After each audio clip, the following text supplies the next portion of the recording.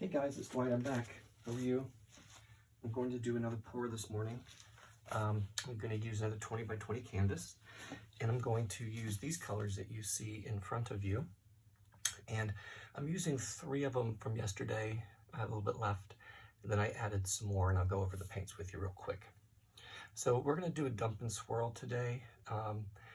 If you look at my channel, about a year ago, there's a bunch of dump and swirls, and if you go to MelyD, 2-3 years ago, she was the queen of dump and swirls, and she's the one that influenced me to sort of do this. Then I sort of made it my own using metallics, and yeah, so this is what we've got. So this white is just the Deco Art metallic white pearl, and this purple was left over from yesterday. It's the tanzanite, and that's folk art. And then this sort of reddish color is Modern Masters Sachet Red. I used that in my 5-cup flip cup from the other day. This is Folk Art Sapphire Blue. And last but not least, we have a mixture of, in the blue here, of the pearl white and the ice blue, and those are Deco Art metallics. Now all the paints are mixed, 1 part paint, 2 part floetrol, then a drizzle of luquitex pouring medium, and you need to use water to thin these out. So I will show you once again how thin they are, so you get an idea. And all the paints are basically the same thinness. Here's the pearl white.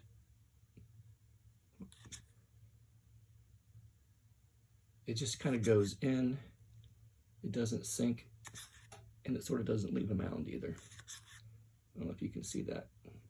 Might have to add just a little bit more water to this one. And so my dump paint, my cover paint, is going to be this. It's Artist Loft Acrylic Flow Black. It's the same proportions, 1 part paint, 2 part floetrol with a drizzle of liquitex pouring medium. And of course, in this case, there's going to be a lot of water added to really thin this down.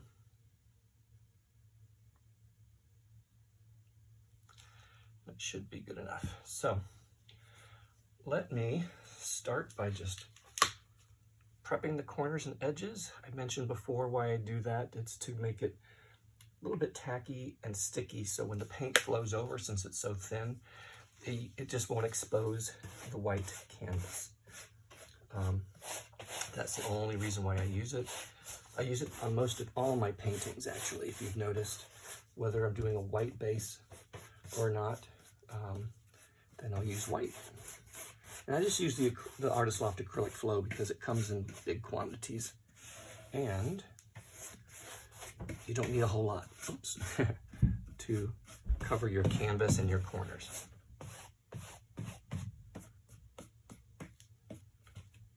Just want to get these corners covered. So what we're going to do is, like yesterday's painting, if you noticed, we are going to do a layered puddle, and then we're going to dump the black on top, and we're going to swirl it, and the hope is we get some great big juicy cells that you get to see the process of them coming up. Okay.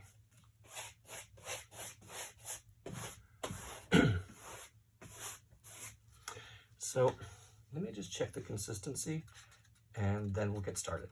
We'll see you in a bit.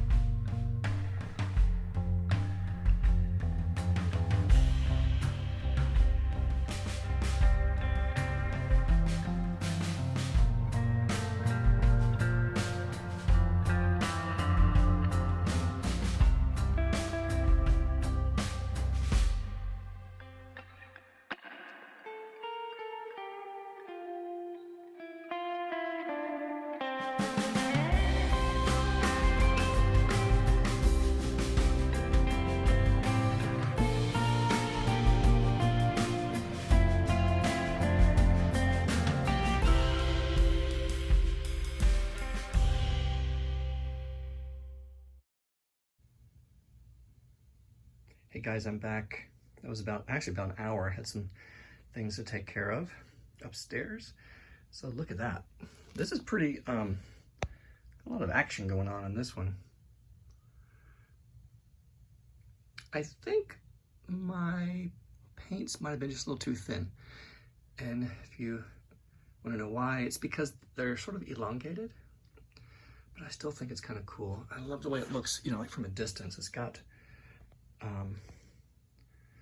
some interesting looks to it, and interesting composition.